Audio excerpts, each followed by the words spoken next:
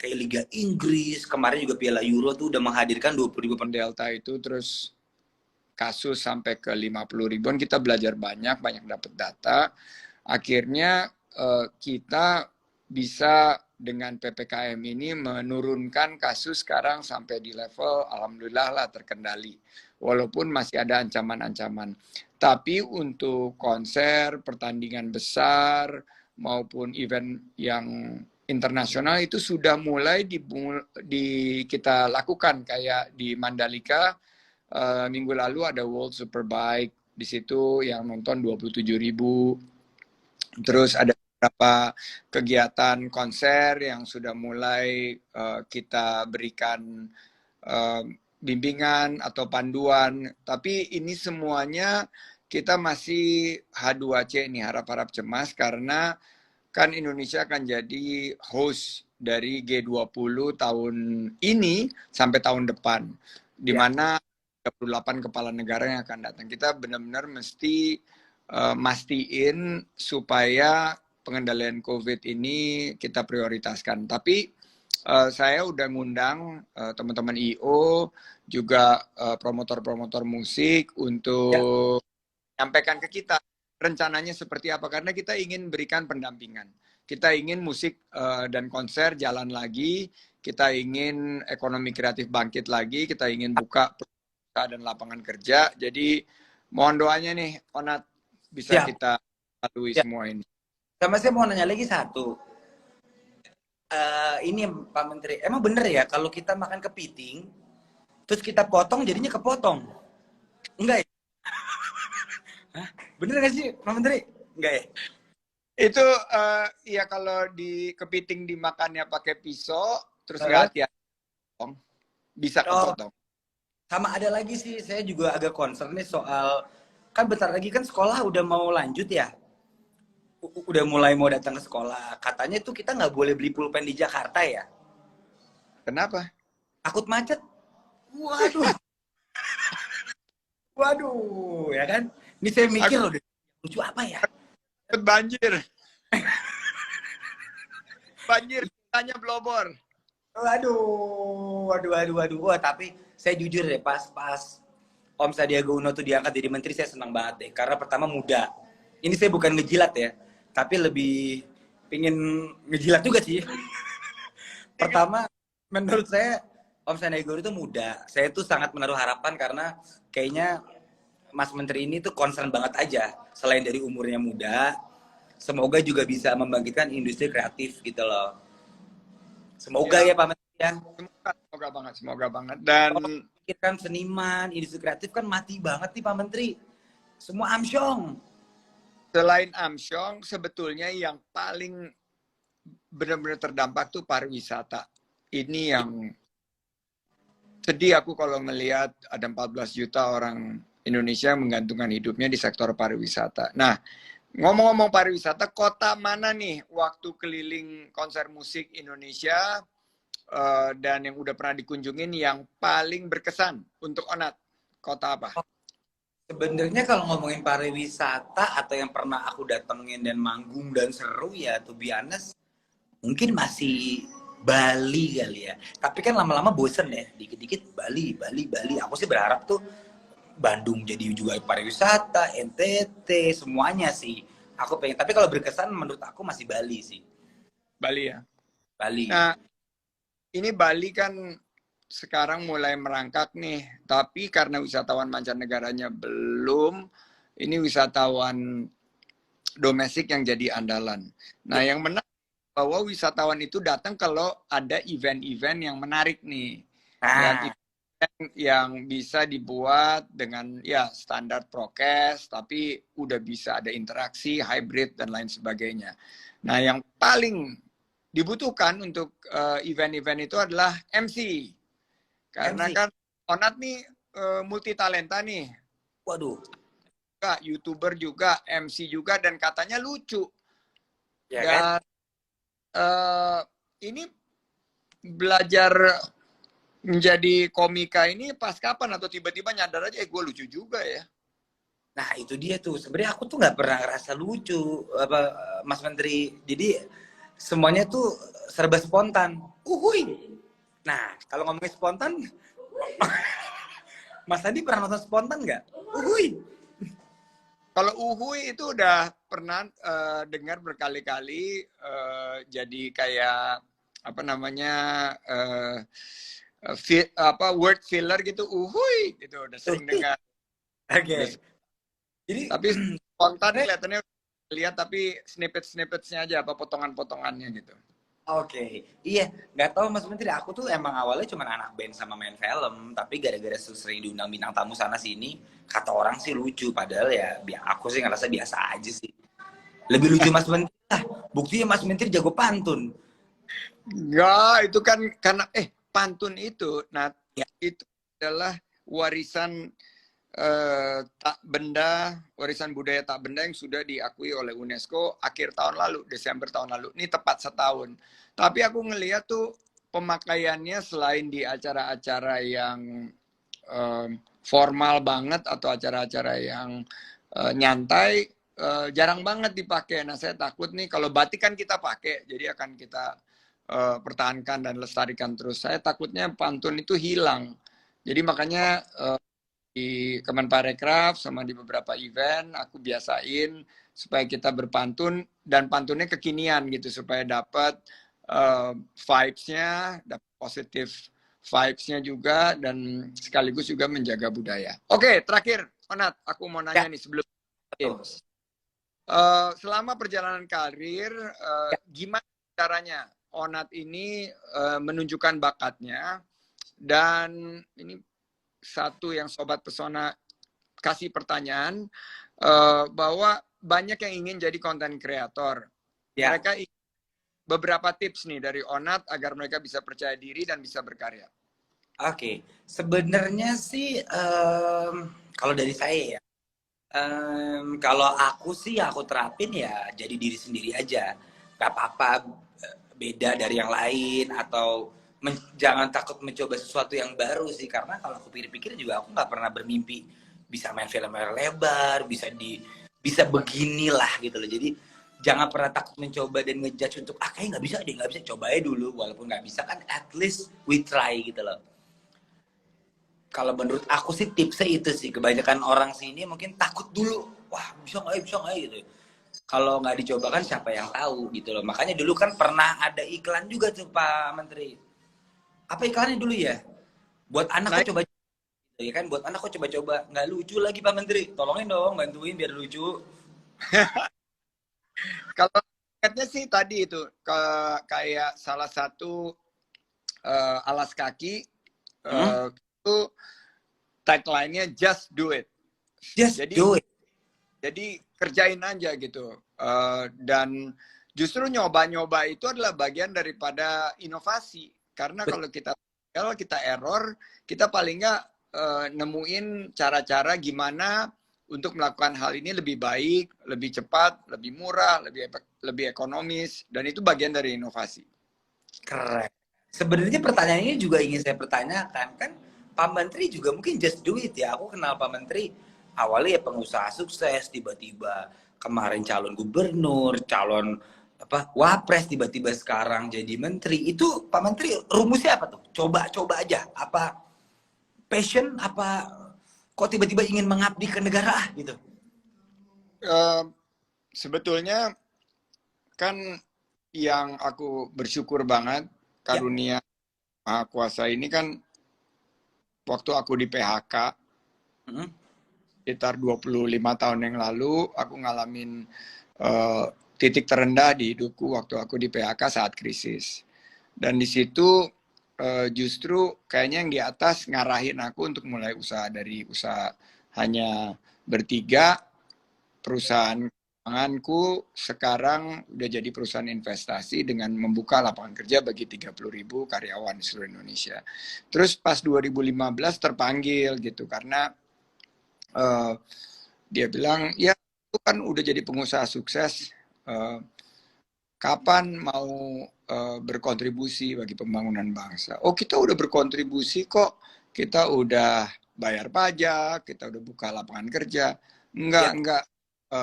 Tokoh politik itu bilang bahwa jika kita bisa menjadi bagian daripada pengambil kebijakan, maka yang terdampak bukan hanya 30.000 orang yang kerja dan yang keluarganya yang bisa dinafkahi, tapi jutaan, mungkin puluhan juta. Nah, contohnya kayak pariwisata ini kan 14 juta masyarakat Indonesia.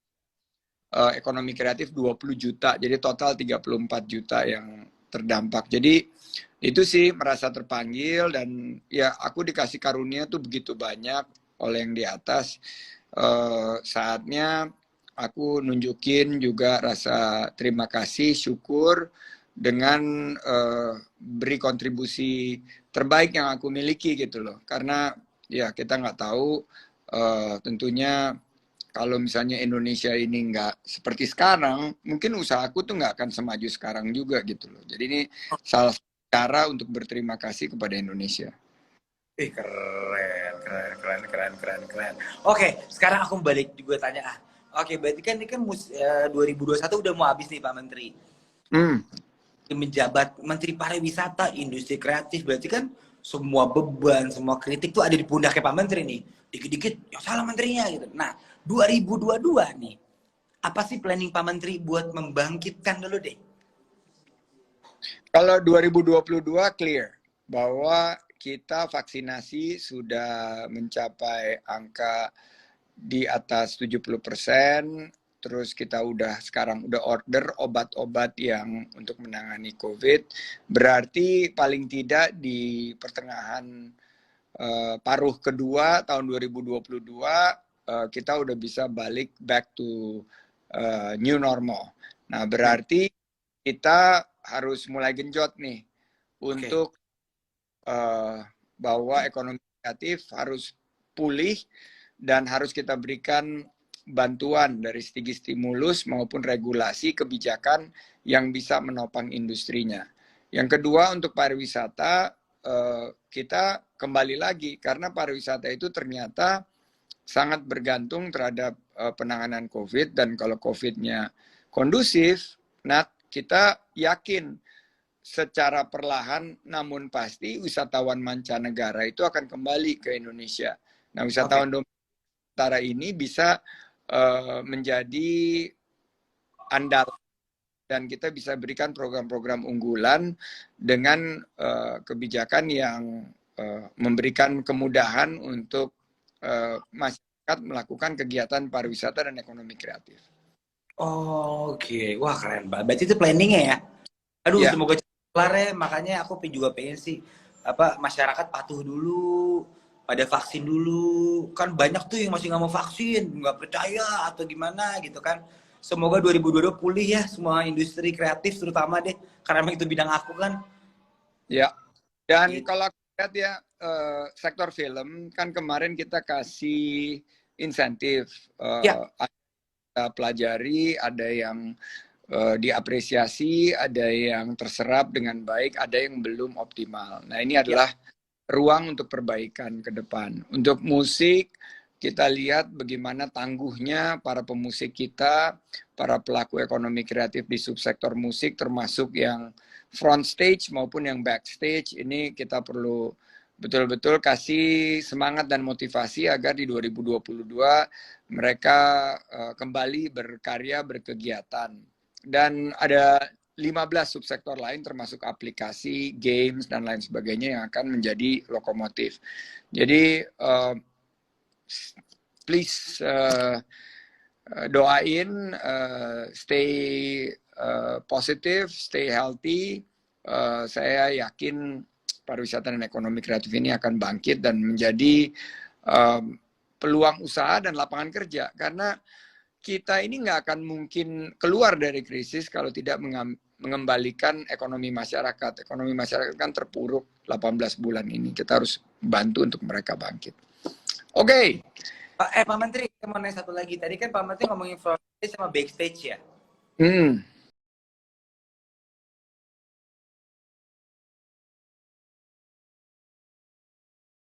Lagi ya, saya udah nyoba nih Pak ya. Kayaknya udah kali ya Pak. Daripada saya makin kurang. Kalau Pak Menteri tahu kurang? Kurang nih, pada komen nih di bawah kurang.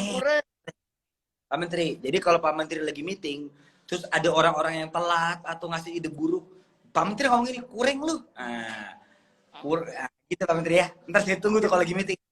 Itu kayaknya khasnya Onat nih, karena yang di bawah nih pada komen kurang. Kurang itu Pak. Kalau ada orang-orang yang nggak masuk, kurang tuh dia tuh Pak.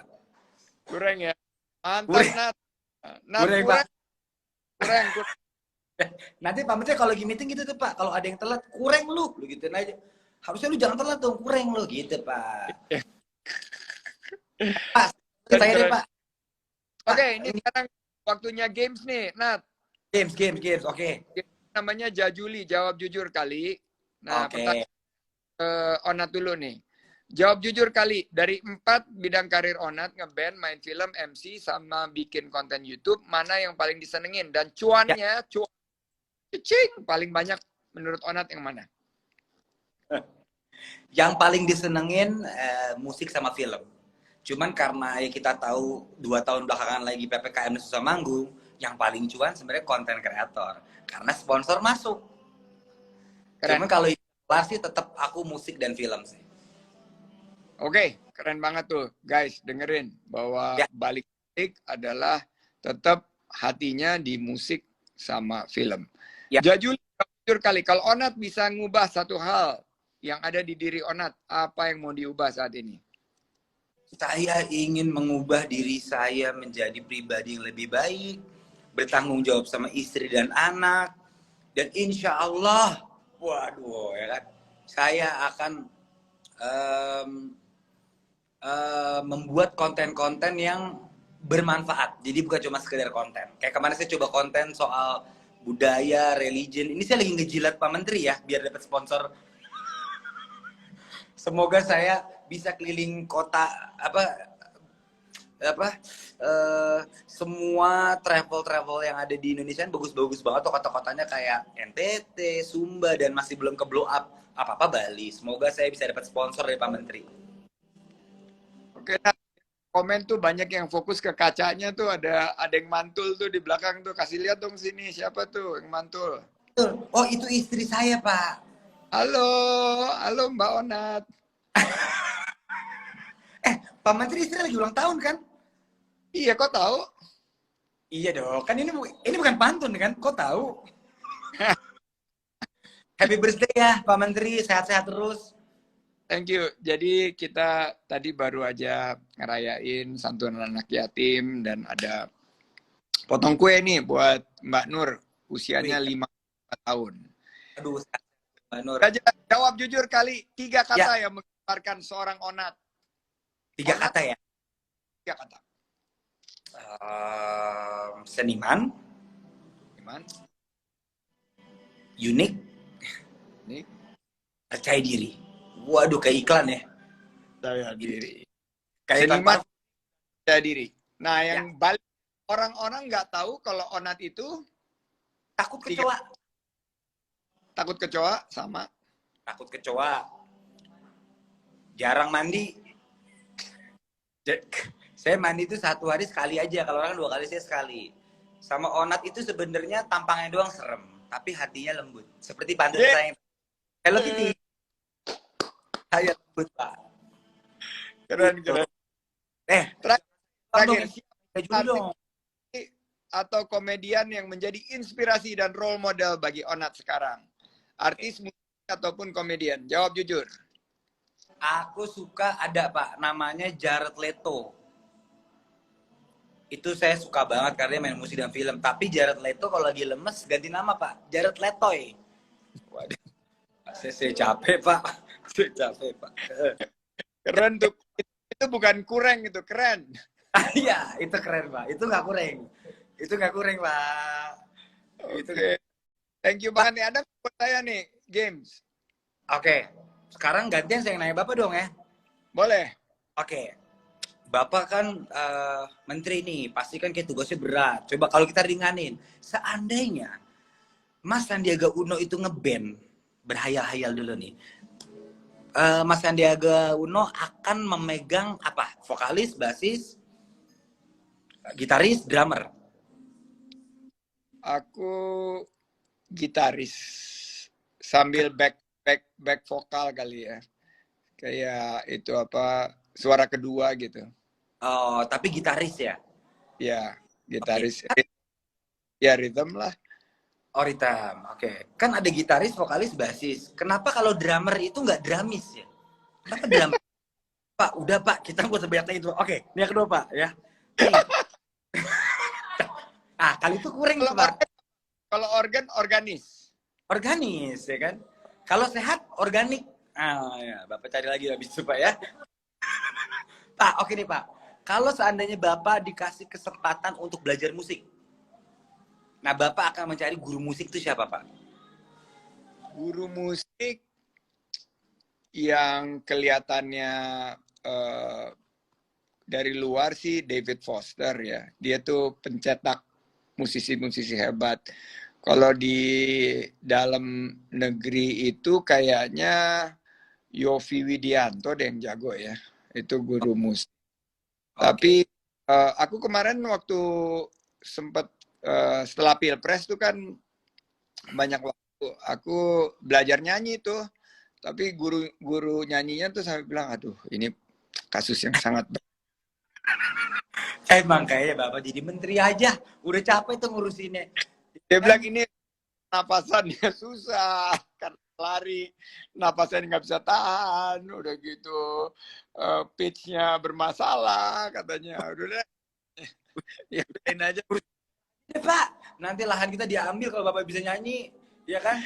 Bener banget. Udah, kan yang di Enggak. atas tuh dibagi-bagi rezekinya. Benar. Lagi Pak. Nih Pak, aku tanya deh. Nih jawab jujur ya Pak ya. Kira-kira lagu apa yang menggambarkan pariwisata dan ekonomi kreatif saat ini? Oke. Kalau lagu Alfie Rev itu yang paling cocok ya, Keren. sama itu lagu lagu yang klasik ya, Tanah Air Pusaka, Ya, Indonesia Tanah Air Beta itu juga nggambarin Indonesia. Dan kalau aku lihat sih bahwa anak-anak muda nih sekarang nyiptain lagu-lagu yang nasionalisme, tapi kekinian ini jadi banyak ditonjolkan destinasi-destinasi wisata kita di Danau Toba, Labuan Bajo, terus Borobudur, Mandalika maupun Likupang, Manado Likupang atau Likupang Minahasa Utara itu juga ya menurut kami di Kemenparekraf ini yang perlu sambungannya nih antara musik, video dengan pariwisata. Dan itu kita belajar dari Laskar Pelangi, kita belajar dari Losmen Bubroto kemarin, Losmen ya. Bubroto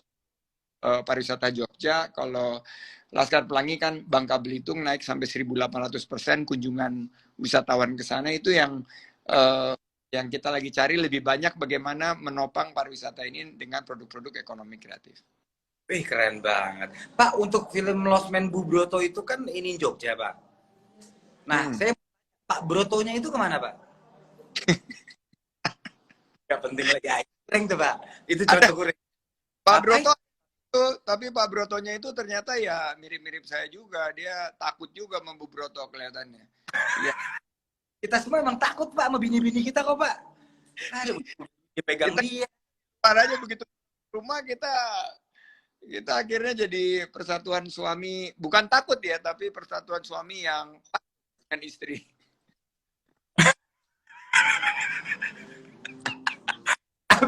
Oke, itu tadi udah pertanyaan terakhir saya sih, Pak. Tapi saya apresiasi banget. Saya senang banget, Bapak. Begitu Bapak diangkat jadi menteri, saya nggak tahu kenapa.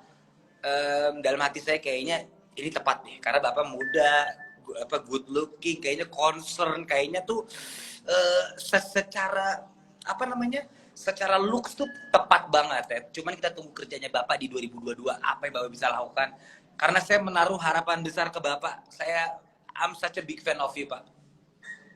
Jadi ini sekaligus juga menjadi beban, tapi tantangan buat saya. Saya ingin buktikan di 2021-2022 ini akan ada satu gebrakan di mana kita bisa pariwisata dan ekonomi kreatif.